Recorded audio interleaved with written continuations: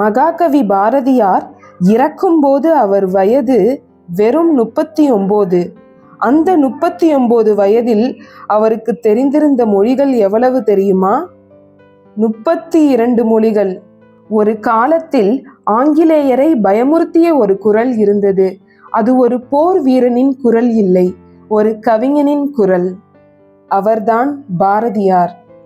அச்சமில்லை அச்சமில்லை என்ற கவிதையால் மக்களின் இதயத்தில் சுதந்திரத்தின் தீயை ஏற்றினார். ஆங்கிலேயர்கள் அவரை பார்த்து மிகவும் பயந்தார்கள். ஏனெனில் அவரது வார்த்தைகள் மக்களை புரட்சிக்கு தூண்டின. பசி, வறுமை, துன்பம் எதையும் பார்த்து அவர் பயப்படவில்லை.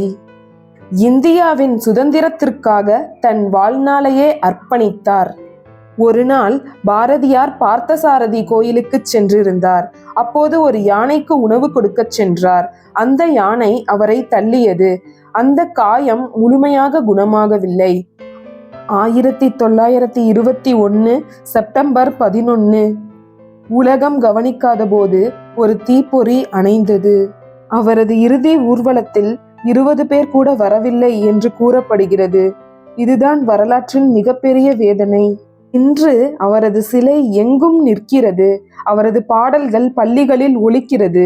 அவர் இறந்த பிறகுதான் இந்த உலகம் அவரது மதிப்பை உணர்ந்தது. முழு வீடியோவை பார்ப்பதற்கு சேனல் நேமிற்கு கீழே கிளிக் செய்து பாருங்கள்.